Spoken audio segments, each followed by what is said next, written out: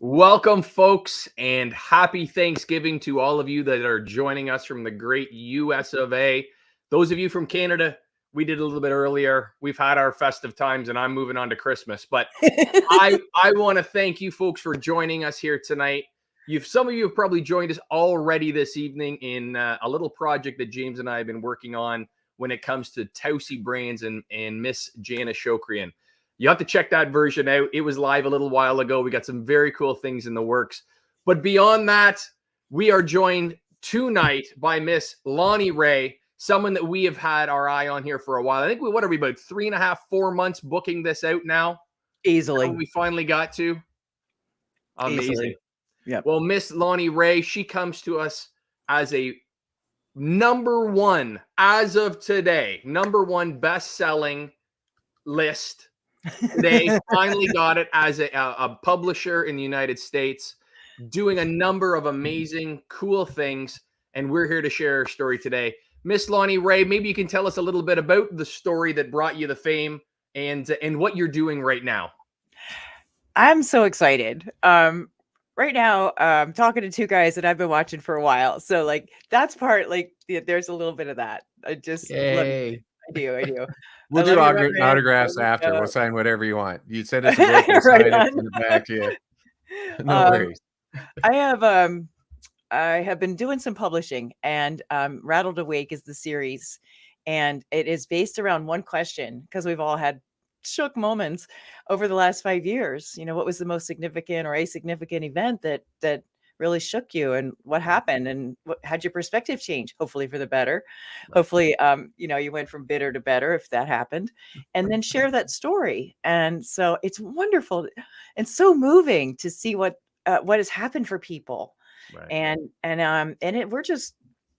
We go through a writing workshop on a weekend. You write one chapter in a weekend, and then I take over as a editor, and then I make sure everything looks good, and then format it and publish it and promote it, and then they become co-authors of a best-selling book. And that's amazing. Forever. It's amazing. It is. So Lonnee Rey, how long have you been doing this now? We just started. It seems like it's come kind of out of nowhere. Your success has really flourished, and we've had some relationships with publishers in the past. Lisa Browning is a friend of ours from Canada here, that she does something similar to what you're doing, bringing people's stories together, accumulating those stories, and being able to publish them. So what are some of the challenges that you have with bringing people's stories in that are probably fairly emotionally driven storylines? It's a great question. What people are saying is that it isn't just a writing workshop. It's more like a transformational writing workshop. And the beauty is that they feel really comfortable. They open up, and the collaboration can't be beat. I had a terrible experience in a collaboration book a few years ago, and it was drawn out. It was $2,500. It was Q&A. They printed it, question and answer. It was boring. And I bought 90 books because I believed in what they were going to publish for us, and I ended up throwing them out in the dumpster. It was terrible. It was awful. So from a business perspective, that was maybe not the greatest idea at the time. Now you've come up, you've got a different idea of how to move these. Well, these people really hustled us. That's what that was. Right. That was a hustle. Right. And unfortunately, really bad. But since then, I've been working in story development, content strategy, and that means I help people find their messaging. I'm like a tagline queen. I love doing pithy one-liners and things that are memorable, little hooks that sell books. Absolutely. And lines for life that help you to, like, delete the need to understand. Yeah, that makes sense. That's a pithy one-liner, and that'll let you off the hook. If you're trying to understand crazy and you can't, delete the need to understand. Just let that go. And so I like to help people do that. But as far as the writers go, some of the stories are indeed very difficult. Ryan Ashley, the poet, told his story about his mother being shot. Wow. In front of him. Yeah. He's 14. Wow. And what that was like, and how he became a busking poet with a typewriter, and traveled across the country on Amtrak. Wow. And he makes a living showing up at events doing that. So there's these highs and there's lows, and how his life went. He wrote 3 chapters. Wow. People were like, I can't write a chapter a week. Oh, yes, you can.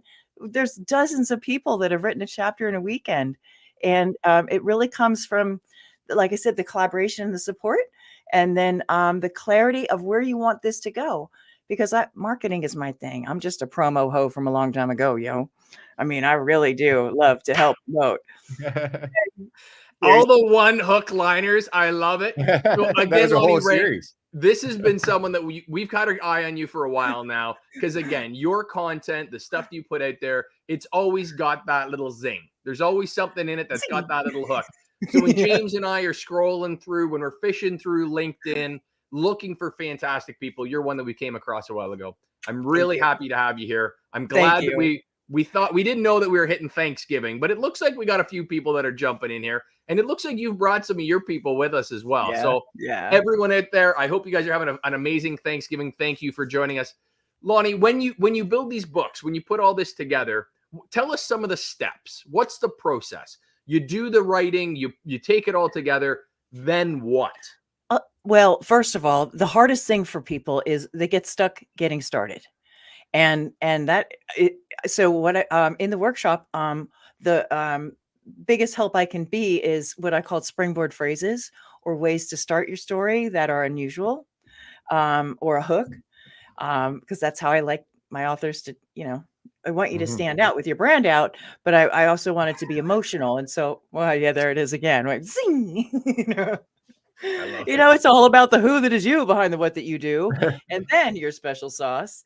And so it really is about finding their personality. And I'll run them through some exercises, like write 5 rave reviews about your book. What do you want people to say about you? That's a great way to start a book. Absolutely. Because then you know what it is that you want to get out of it. And a lot of times they don't know. They just know they got something to say and they don't know how to say it. So I find, as a wordsmith, I help them with paintbrush words that make their stories come to life and have a lot of color and a message. It's always about the message. It's always about the message. The story can be whatever it is. It's really, what is it that you want to convey message wise to them, to your listeners, to a podcaster, right? Right. Listeners. Yeah. But readers, that's amazing. Like, I find, like, especially with mental health and people that have those stories, it really links people together once they start sharing stories, and it also gets stuff off their chest. It eases their mind, and once they start telling their story, it gets easier. But there's that moment, you're in a room full of strangers that you don't know, and to have that, like, that detailed, enjoyable story, that deep moment that you're trying to share, you have to be able to trust the people in the room.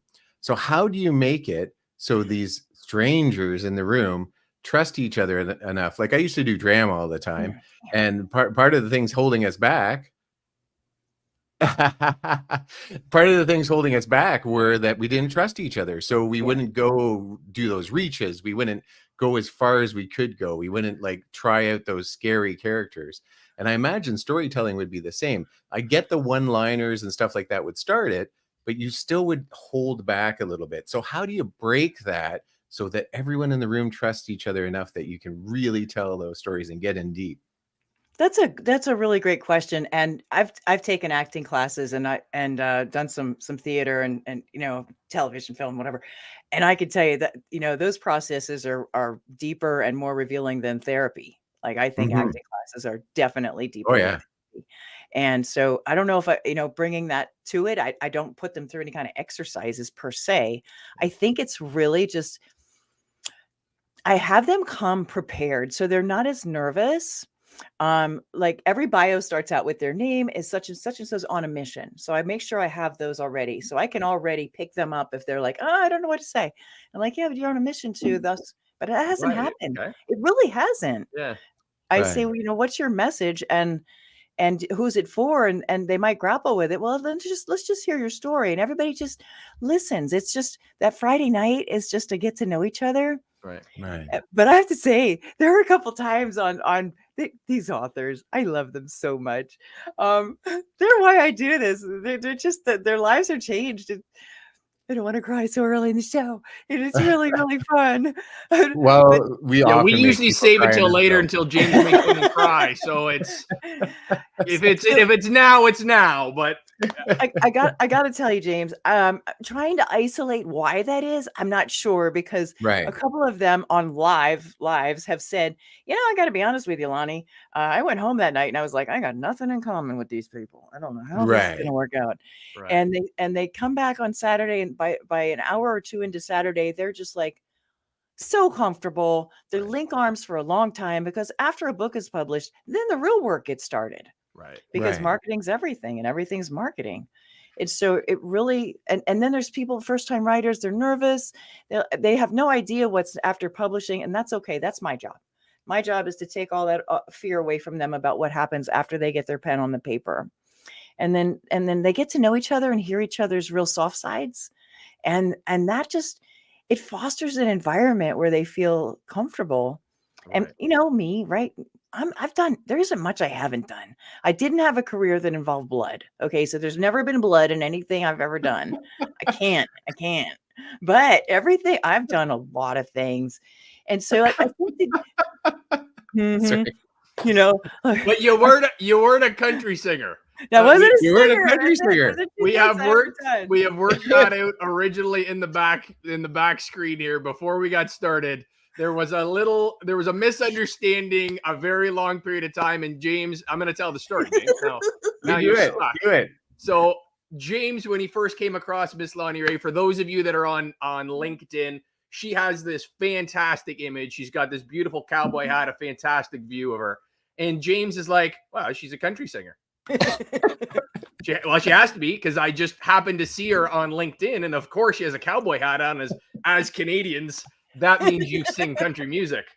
So he comes on and Lonnee Rey. How do you be called Lonnee Rey and you're not a country singer? I'm telling you right now, darling. She's done a lot of things. I have. Country singer. She's done a lot of things, but not singing or bleeding. No, I'm just telling you right now, there's been no singing or bleeding. Yeah, that's it. Yeah. I think it's amazing. Yeah, absolutely. James makes a lot of mistakes. And in this case, I pitched Pat and went, hey, man, I think I found a country singer. And he's like, that's great. Let's get her. Anyway, she's not. She's a beautiful publisher who's done a lot of work.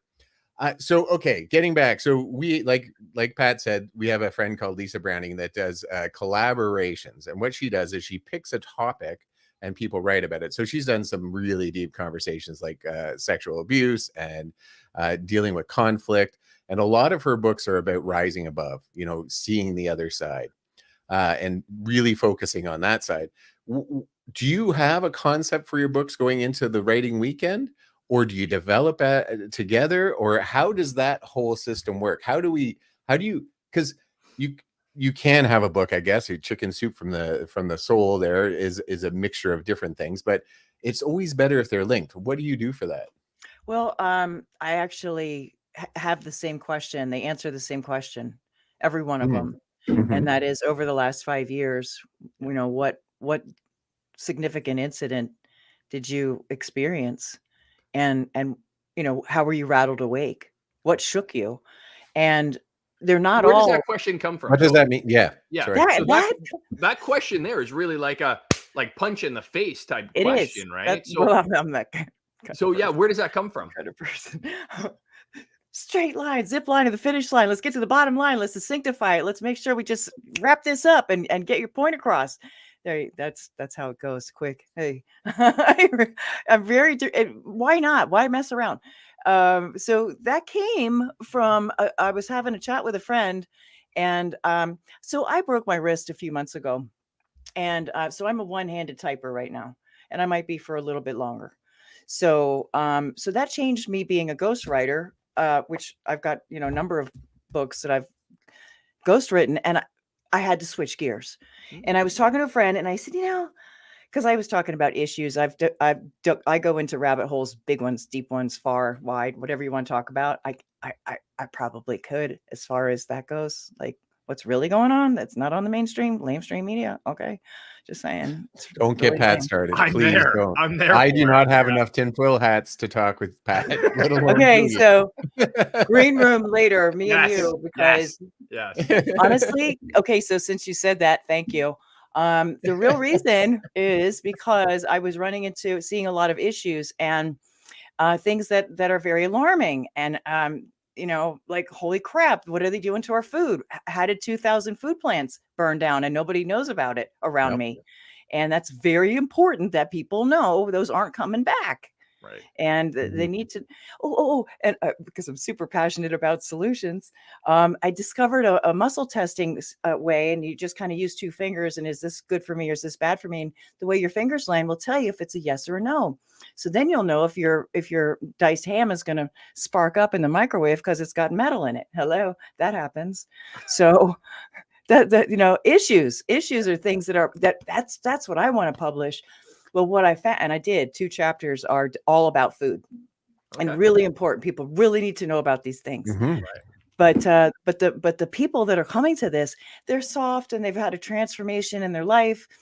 They've left an abusive relationship, or started a business because their job fell out. There's a lot of different reasons why people come to this rattled awake moment. Yeah. And then want to share that perspective shift, because it's all about shifting into higher gear. Right. And take it, like I said, the thread that binds them all together, the one that I pull out, I go, we all have this in common. We've all been shake, rattled, and rolled. So what's your shook moment? And let's talk about it. I do hope someday, just as a little sidebar, I actually was around Mark and Jack when Chicken Soup first took off. No way. Oh. Yeah, I used to work with Mark a lot.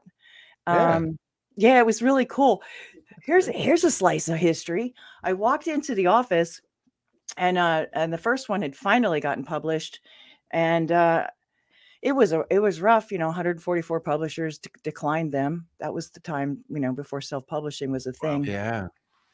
And I went in, and on the wall are 72 yellow Post-it notes, and I was like, okay, what's going on? And Mark looks at me like it's nothing, and he goes, those are our next titles. And I said, what? You 72. barely got one done. 72 more. And he said, no, we did research, and we know that people will spend a fortune on their pets, so we're going to do Chicken Soup for the Pet Lover's Soul. And we know that teenagers and women readers, and so he just started laying out all the different titles based on research, knowing that women are the book buyers. Yeah. We were in the same orbit for years. And so I know it was a privilege. It was, honestly, I got lucky that it was on my blueprint. My soul wanted to come in and play with these guys. I don't know, like, how are you going to put it? It was an amazing experience. And it all started because Mark was called into my talk show, The Big Yes.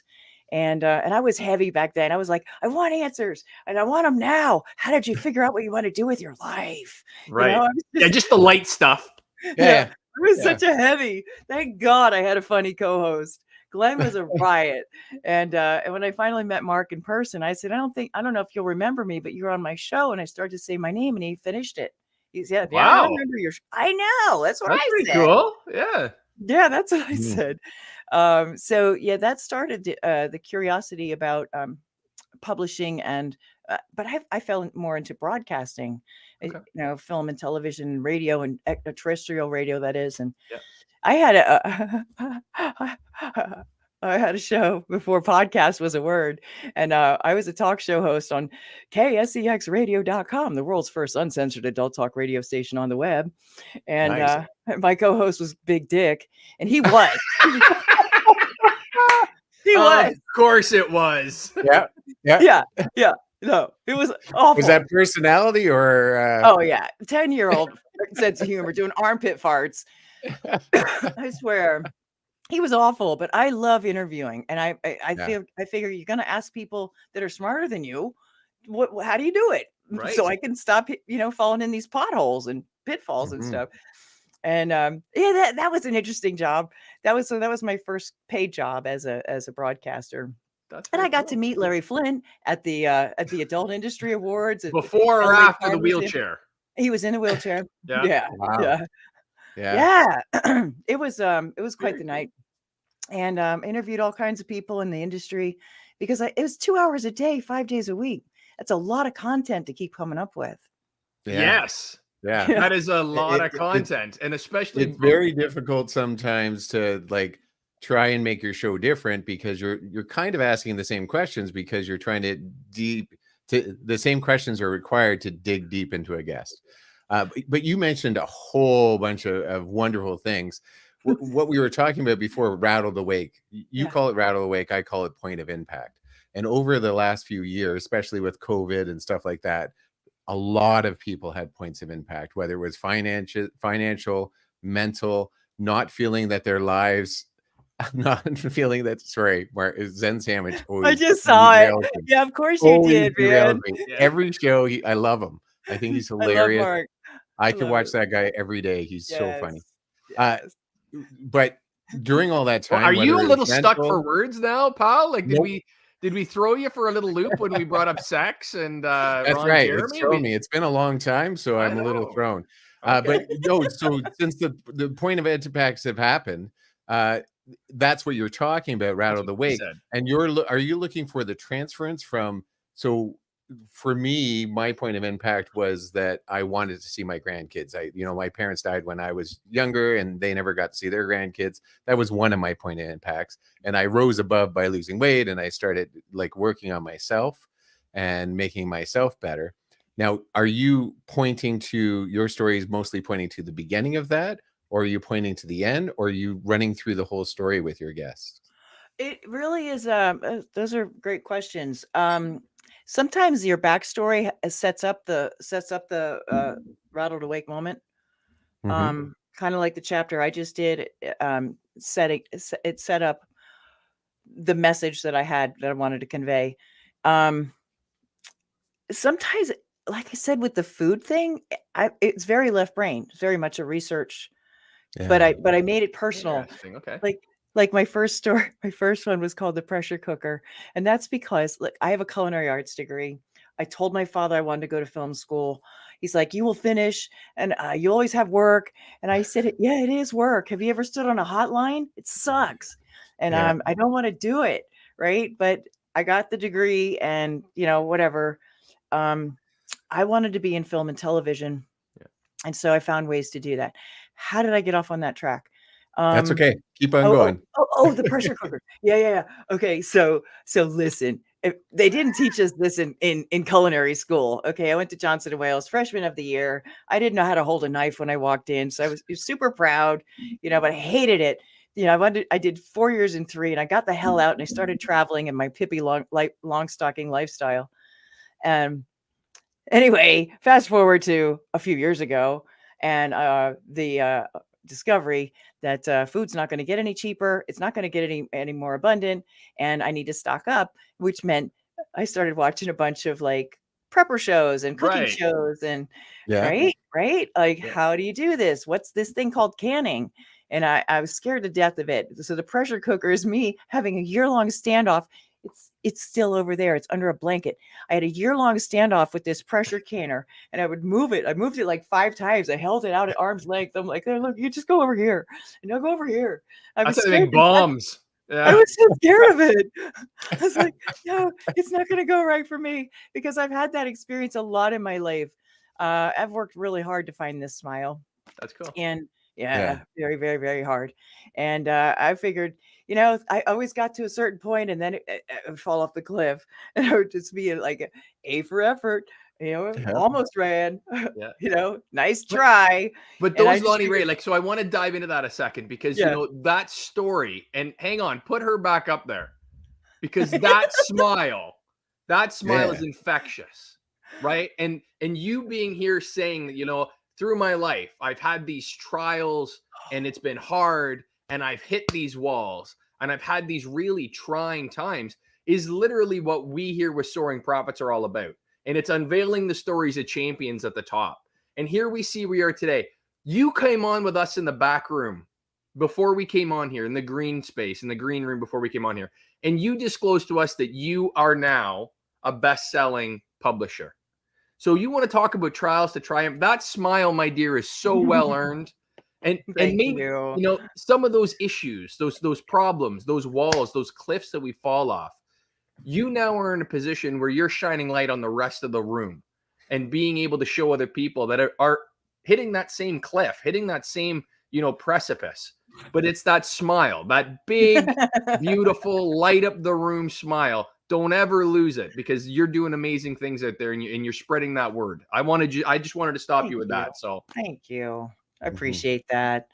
It really is. It's a lot of work to claw out of a dark hole. And one of the benefits of the co-authors, honestly, guys, this started because the words "rattled awake" fell out of my mouth to my friend. That's good. And I said, there's got to be other people who have just had like a big shakeup. And it could be, like you said, they couldn't go visit their family or whatever. It could be, honestly, read the books. It's a bathroom book. Okay. It's chapter by chapter. It's easy to do. But the issues that concern me, that I wanted to use the platform for, I kind of curb that a little bit, because I don't know how much to put out there. I really have a lot that I want to say, but I try to keep it under wraps a little.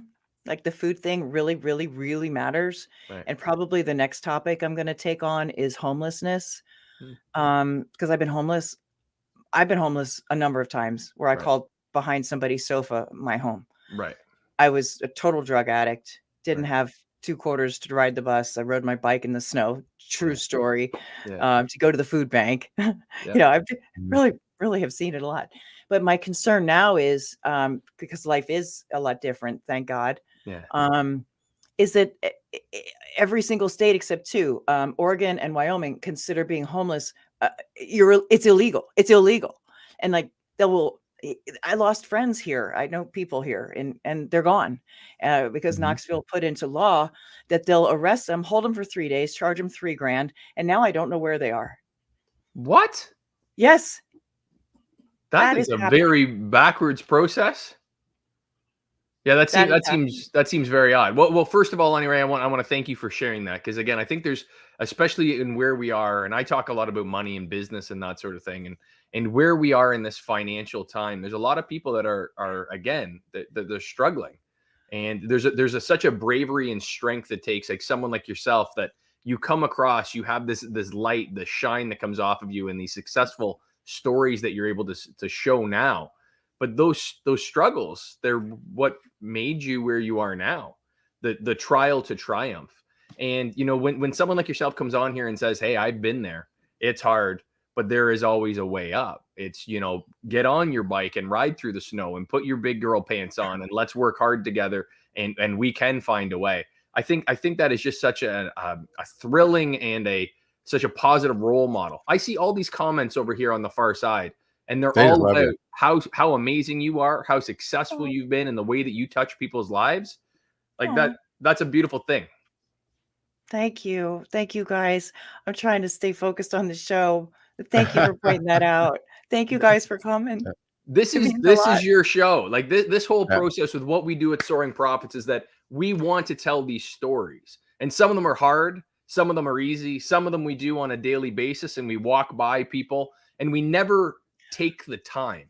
And that's where we here, James and I, we really focus on trying to work with people to tell their story in exactly the same way that you're doing it. We just do it with a video camera, and you're doing it with the written word. And for us, that's such a powerful experience. When we get someone like yourself that comes on here and really shows that and sheds that light, that's worth $1 million. Like I'm waiting for the big contract maybe, but until then, we get to, have a great time on Thursday nights with our people, our hounds, our community that's on YouTube and LinkedIn, and we get to share people like yourself's story, which I love. Right on. Thank you. Thank you for that. Yeah, sorry, Mark. We're definitely going to bump you from this episode. You're going to have to stay in the green room because we just love Lonnee so much. Sorry.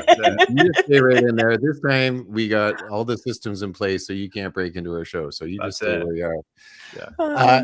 I think I agree with him. I think you're amazing and wonderful. And obviously, all these people have been uplifted by you. We get comment after comment about how great you are and how your smile lights up a room.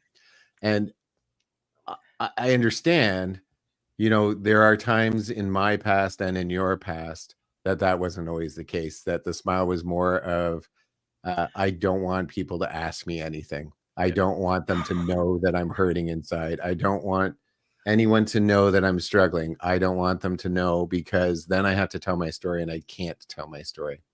How do you get from someone who is holding all that inside, just trying to keep it together one more day, to being able to tell your story to the world in such a way that you become a best-selling author? How does that happen?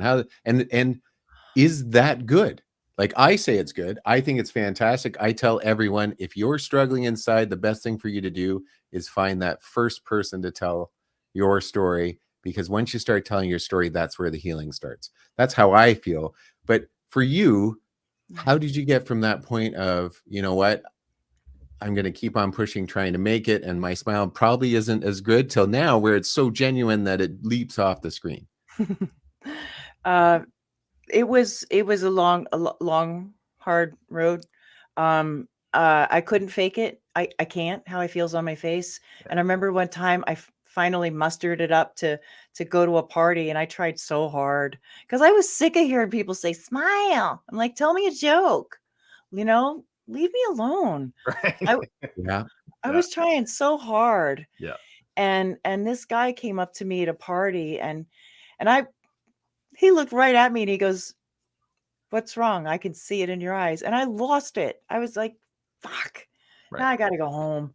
Yeah, no, I do know. Yeah. I tried so hard, Yeah. but and there was a lot of conditioning that I had, as a kid, go to your room or get out of my way. I don't want to look at you right now. And so I learned to cry very quietly and to not come out until I had my smile back.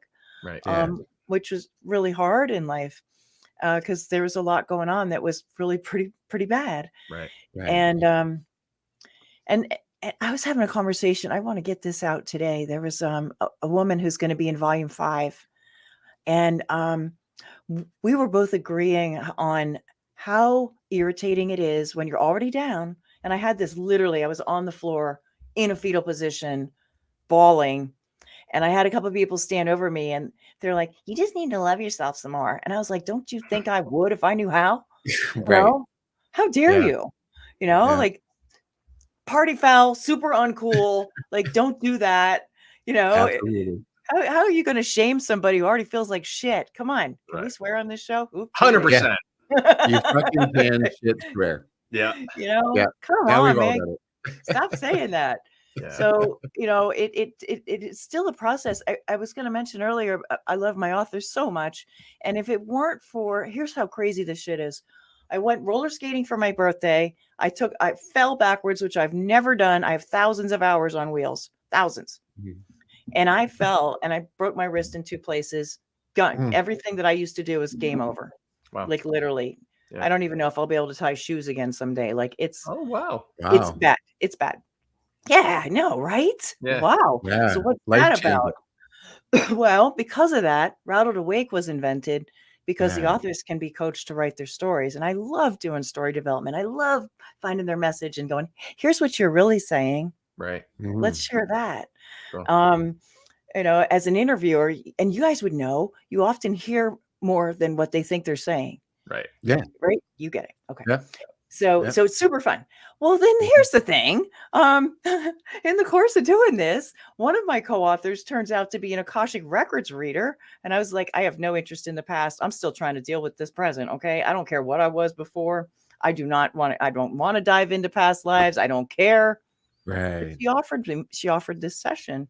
And I was a hot mess that day. Oh, I was a mess. I was crying a lot.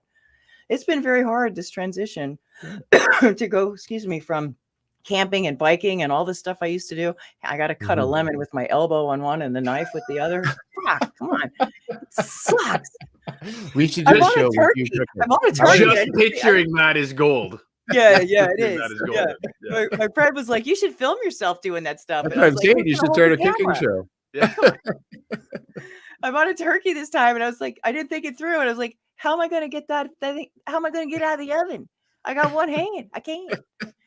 She's like, well, I got an electric knife at the Goodwill the other day. And I was like, I cut a lemon and I was like, what else can I cut? You know, surely there's other stuff that I need to cut that I've been avoiding. That's right. Yeah. So anyway, so this author brings this gift to me and it turns out to be unbelievable, the session. And I wrote about it in volume 4, the one we just published today. Right. It's a powerful story because there's got to be a lot of other people like me that are like, why do I almost get there? And then it falls away. What the hell's wrong with me? Because I've had a lot of that, a lot, you know, it fits and starts and almost ran. Yeah. And you want to hear it? Like, this is crazy. Yes. Okay. Well, we'll go into it. You want to hear everything. Yeah. When I was little,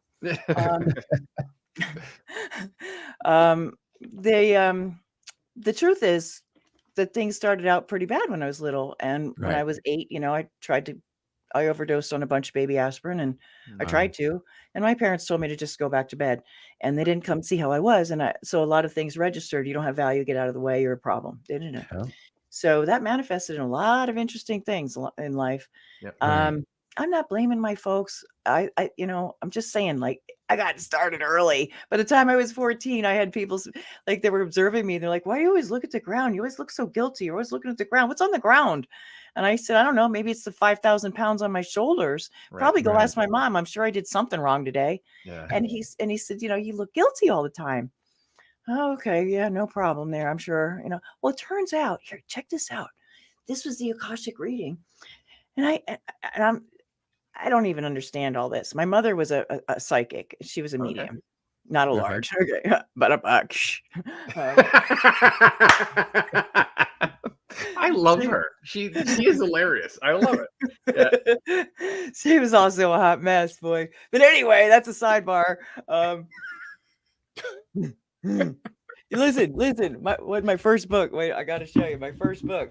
Where is it? Life Lessons Learned from a Lousy Mother, and I'm not a mother. Okay, like right. It's a 20-minute read, and it's impactful. You don't need a big book to make a difference. Okay, moving right along. The records, whoever she's talking to said, and she knew immediately what you want to know is why is it that you get started and then it shit happens. And I'm like, yeah, I mean, I was just trying to celebrate my 60th and now I got a bust up body. It was bad fall. Did all kinds of other damage. Anyway, they said, whoever they are, I don't understand this whole thing. Right. The spirits that she talks to. Whatever, reading the records, right? She goes, do you know the story about King Herod? And I said, no, I don't know. I don't. Well, she said you were a Roman soldier for King Herod, and your job was to go out along with the troops and murder all the babies 2 years and younger, because he had, I don't know what his problem was, LDS. He was trying to kill Jesus. Little dick syndrome. Herod was trying to kill Jesus, and he didn't know that Jesus wasn't there. So he ordered them to kill all the babies in hopes that he would get to kill Jesus, who was supposed to be a king. Yeah. How insecure is that? Right. Okay. Super. That's really, really a control freak. And I was one of those Roman soldiers. Here's the thing. They said that I internalized that I could have changed it. I could have stopped it. No wonder I'm such an activist now. Right. And all about freedom and stuff. And especially around the kids thing. Okay. Yeah. Okay.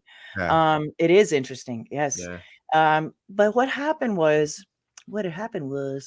I fell on my sword. I took my own life out of the guilt that I felt for what I had the task I carried out. Right.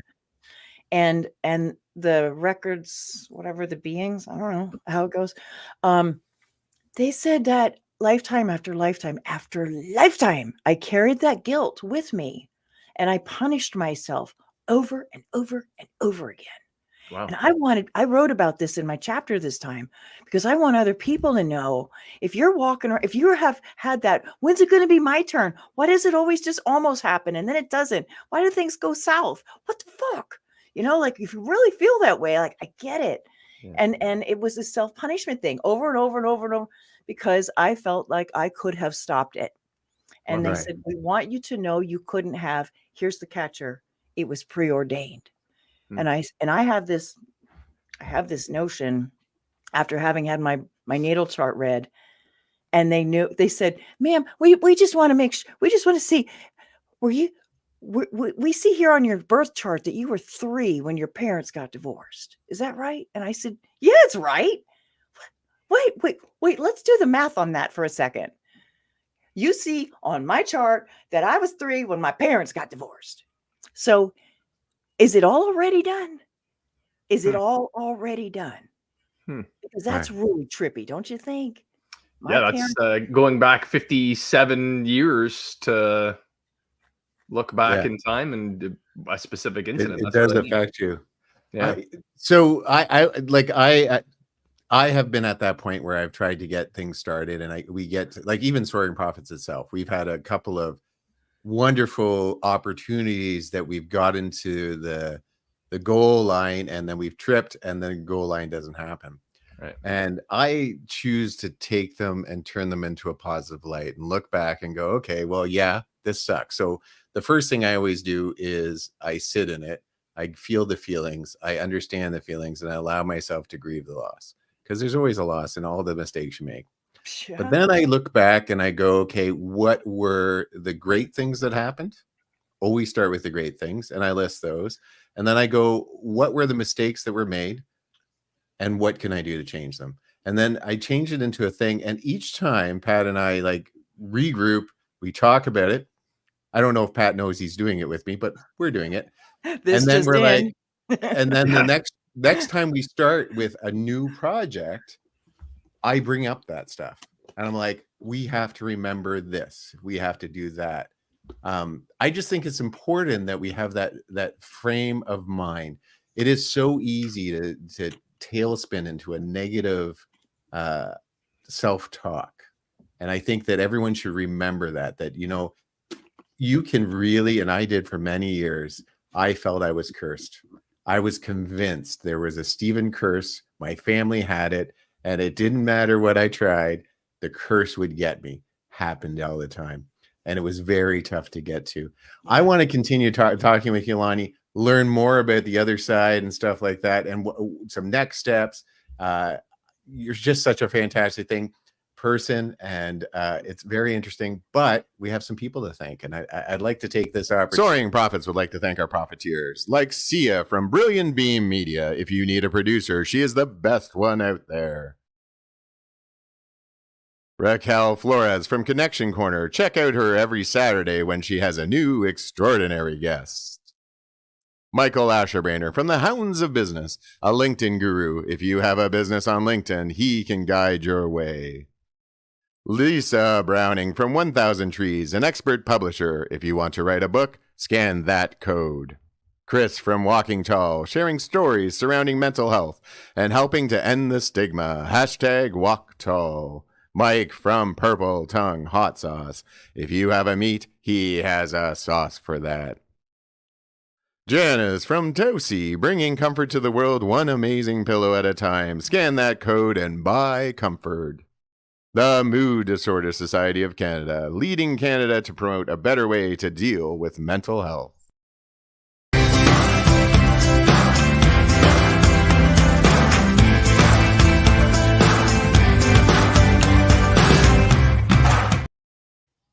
So we should probably take this time to make a little fun announcement. Some exciting things that are coming up with the Soaring Profit Boys. We have a lot of exciting things. Obviously, I have a new setup, trying to be more comforting and more counsel-like, I guess. Some of the authors that have been on our show, showcasing them. But Pat, what is coming up next week? In fact, we started it today on a little kind of thing. What's next week? I don't know. I'm kidding. It's a joke. Relax.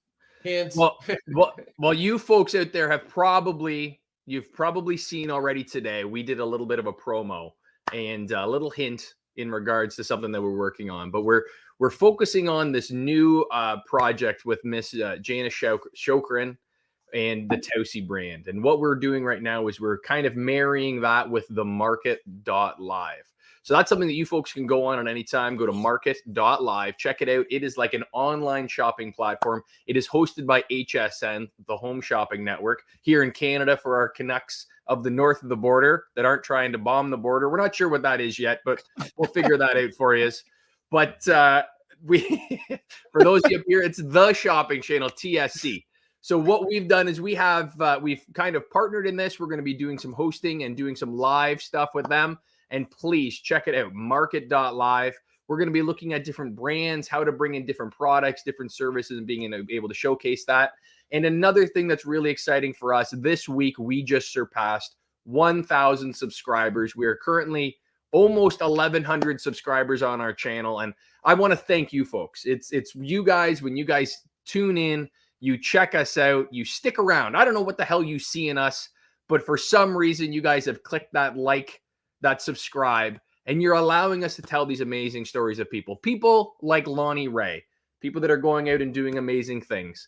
And Lonnee, again, I'm sorry we kind of cut you off there, but your story, when we talk to people like yourself, we get to do it through, like I said earlier, that through the video, but you do it through the written word. And we've thrown up here this QR code over in the corner. And what is this taking us to? This is taking us to your book, Rattled Awake. Oh no, actually, that is okay. So one of the things I love to do is give sort of direction, like on marketing messages. Love it. And so yeah, and a third party always sees more than we see for ourselves. And so it's called Third Party Insights. Cool. And yeah, and then just because it was easy, when I got the domain official Rattled Awake, I just make it redirect to a page over on Third Party Insights. But there you'll see some of the things that I can do to, I had this pretty cool service where I'm basically on speed dial. And if you know, for 15-minute laser focus calls, yep. Are you surprised? Like, zip line to the finish line, like that's this. Okay. It's just to sanctify it all. And really quick, no long meetings. I can, I'm kind of intuitive too, and pick up stuff that, maybe can be helpful to someone that they never considered, bringing options to the table. So yep. that's what that is. Amazing. Yeah. I'd like to do more of it. It's really fun. Right. That's great. So I love that you're telling people stories and that you're gathering stories. And you're right. We went back. You were talking about, I wanted to start writing books. I wanted to be a publisher. And you said, I looked for the people that were doing it well. Pat and I were just talking about this yesterday and today. We were talking about other businesses that we know and just saying, you need to read the books. You need to watch the movies. Like I myself, I do a bit of motivation, do a little bit of life coaching for people. I try to help people out, but I do that for me, I have a counselor that helps me work through my own bullshit because I have a lot of it. I also watch the people that are doing it right already, because it's easier to see what people are doing and learn from them. So what kind of things? So you mentioned the chicken soup for the soul, I think is what it's called, was one of, I guess, your mentors, where you got to see, the pitfalls, the good things. So what things did you take from these mentors, and who were the mentors? Probably one of the most. God, I keep messing up my hair. You look beautiful. Don't even worry. Country, very Tennessee. All of a sudden, it comes out, So what I want to say something about that. Probably the most significant thing that it would surprise me, because we all thought about chicken soup soul is just warm and fuzzy and it's all good. Mm-hmm. And I was shocked. Of course, I was wearing rose-colored glasses most of my life. And when you wear rose-colored glasses, you miss the red flags. Sure. Yes. And so I was that person. I just wanted to be loved. I just wanted to be liked. I would accept anybody Right. Honestly, it was like that. Yeah. But anyway, I wanted to be accepted too. What I learned though from on the periphery with Mark was that not everybody's in your corner, and I didn't know that. And I thought, he ended up dubbing me the brand mother of self-marketing. And this is before we got very close, and I did voiceover work and became sort of a marketing advisor. A lot of things came out of this. But at first, it started with, he said we would come home from the road, him and Jack, and they'd have bags and bags and bags of mail. And he said it wasn't always good, and I was surprised. What do you mean it's not always good? You're doing a great thing. These are stories, and whatever, right? No, you don't understand. There's a lot of people who don't like this, and so I would hand make these cards out of hot pink poster board, like from Dollar Tree. And whether they were postcards, and I'd make them oversized. I'm just a promo hoe. I told you that, right? I love to do. I had an ad specialties company for 10 years. Logos on stuff, nothing average ever. We always did shit that's really out there. Done a lot of things. Anyway, he said I would look in these bags because I would look for the hot pink card because I knew it was from you, and I knew it would be good and positive. And believe me, we needed it. And I was like, what? Wow. That's cool. Right? Yeah, that's really shocking because I have only heard great things about any of the Chicken Soup books. I read a lot of them. I gave them to my kids. It was thought-provoking. It led to great discussions. It was wonderful to poop with. It was just the best book. Wonderful. I really enjoyed it. So it's shocking that, what would be the negative to that? At first, it was, and it might have been, ended up being the majority. They were the first guys to take other people's stories to do anthologies. Oh, okay. The first, and in a big way, that is. I mean, so there were people that were very upset that they thought they were stealing other people's material, and they felt that they had the freedom. They should just, mouth off. And I mean, back then we wrote letters. This is before a dislike button and all that. Yeah, exactly. That's interesting. Yeah, it was a while ago. You had to really be mad at somebody to get out the typewriter and sit down and maybe scrape the hand and write in blood, or like get out the magazine letters all chopped apart and be like, "You stole my story, asshole!" Right? Like. That's a whole new level. That is. What are you doing? What are you doing? I'm making a vision board. Right. Yeah. Exactly. Yeah. No, for sure. Crazy stuff. Yeah. No. There were a lot of people that were upset with them, and then there's the other part, which really shocked me, and that's because I was green. Right. I'm in my mid to late 20s, early 30s when I met him. Yeah. And I didn't have worldly experience, so I didn't know that everybody carried an agenda. Sure. And that's why we developed such a strong rapport, because I wasn't in on all of that. And I was just straight shooter, and he trusted my opinion and insights.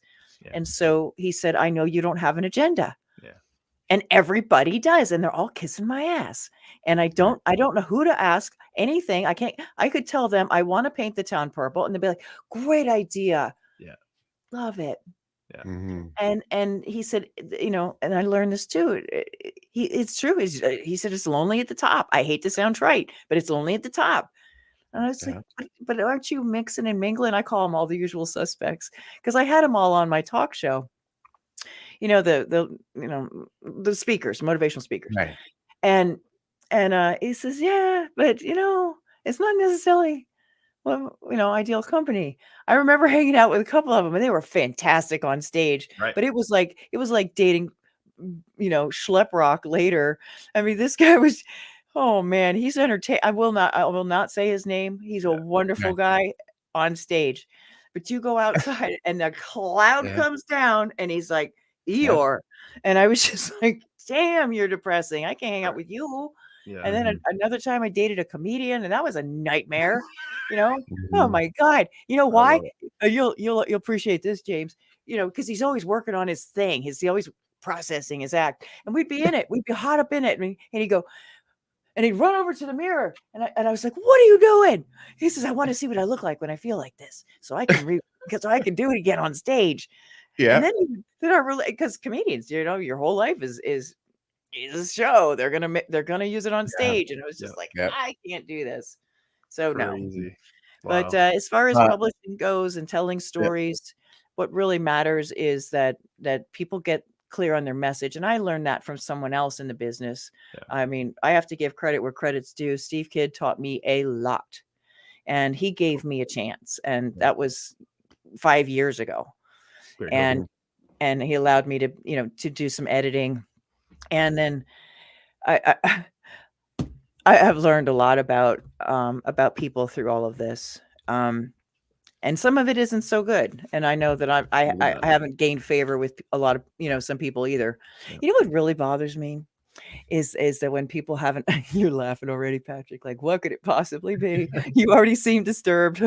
No, I love the way that you bring authenticity to all of it. Yeah.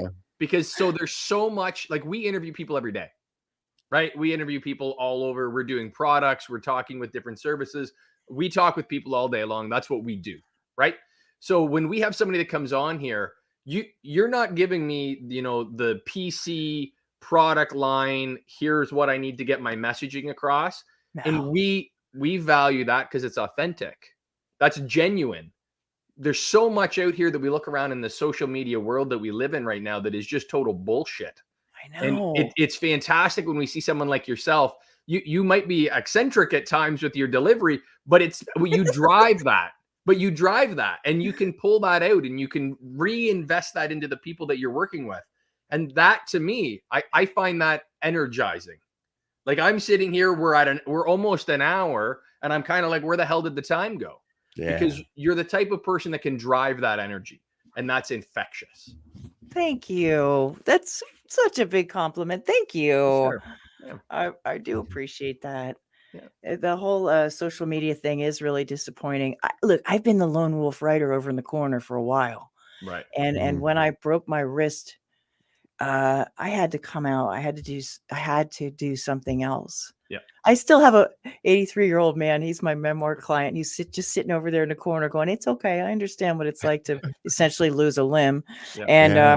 And bless his heart. Yeah. And if the universe looks out for us, I'm divinely guided, connected, and protected. That's my favorite mantra. And it always works out. It's always worked out. Yeah. And somehow it's always worked out for all of us. We're all still fogging a mirror. I mean, come on, it works Absolutely. out. Right. Yeah. Right. Sure. Anyway, no, I think you're absolutely right, Lonnee Rey. I think Pat's right. We could talk to you all night about all this stuff and all the motivational stuff that you do, and your deep dive into the people you've met and your mentors and how you've turned a negative into a positive. I think you've lived a tough life, but you've lived a beautiful life because you've taken all those deep, dark lessons and you've turned them into empowering moments for other people, where you get to share other people's stories, help them rise above. Because of the darkness that you've seen, you're able to reflect and show light into the people that maybe have their own darkness, but you can guide them out. I always say that, when we walk through darkness and we get to the other side of the light, the people that reach back into the darkness, that they're terrified, so they can reach back and grab someone else and pull them out along with them, are the people that are champions. And tonight, I think we really did unveil another champion. Lonnee Rey, I love what you're doing. Speaking of great people, Jeff Johnson, is that correct, Pat? Correct. Is starting Empower Youth, December 7th. Empower Youth. We're gonna, for the Gen Zers out there, they're going to be joining us in like a webinar where we're going to be talking about some great topics that the youth are going to share and talk about. It's going to be amazing. We're going to be talking about finding meaning and purpose. We're going to be talking about addictions and healthy lifestyles and developing money. And it's going to come from your people that are your age, right? People who are in the know and understand this stuff. It's going to be beautiful. It's still in development. We're still working out all the thoughts about it. Yeah. Pat will tell you a little bit more when he finishes up here, but we're very excited. So if you are in that age, Gen Z, or if you're older or younger and you just want to join us, it's going to be December 7th. It's going to be beautiful. We'll be showing a lot on, you keep eyes on Soaring Profits here, and we'll be letting you know exactly when, where, how, why. And I am so excited for this. I think it's a beautiful opportunity. We're going to get to host it a little bit and kind of, you know, how we like to drive that mental health piece and lift others above. And this Empower Youth, it's going to be next level lifting you guys up. And I am so excited for this stuff. Lonnee Rey, you are a beautiful soul. I was been looking forward to this. As soon as we get to the green room, we're going to sing a country song together, because I know deep down inside, Lonnee Rey, you are a country girl. I love it. I can't wait to hear more about your stories. We'll talk more in the green room. Okay. Profiteers out there, like Lonnee Rey is telling you, like I tell you, if you're suffering, and right now almost everyone's suffering, find someone to talk to. Just one person. Get seen, get heard. Once you're seen, you're heard, you're recognized, it'll change your life, man. It gets better. It does. I don't care what darkness you're walking in right now. If you find that person that you can talk to, you'll step out of that darkness into the light. And you're too important to me. You're too important to Lonnee Rey, and you might be important to Pat. The world needs you. So please reach out to someone and talk. Let's heal our minds, bodies, and souls together. Yeah, Lonnee Rey, I think it's fantastic what you're doing. Again, this is one that we've been kind of looking forward to for a while. And I was super excited for the country singing, but we'll get to that. Sorry to disappoint. Yeah, I know. It's terrible, right? But no, what James is talking about, folks, is the Empower Youth event, December 7th. Those of you that are out there and you're adults, if you have children, and I'm talking about like that 14 to like 25 years, right? It's a tough age group right now in the world. And the topics that we're talking about fall in line with, you know, the social media, managing, you know, your relationships and your relationships with money. One of the biggest problems that we're seeing with a lot of Gen Zs is addictions to gambling, addictions to, one that hits home to me is, you know, the stock market and trading and not understanding how their money works.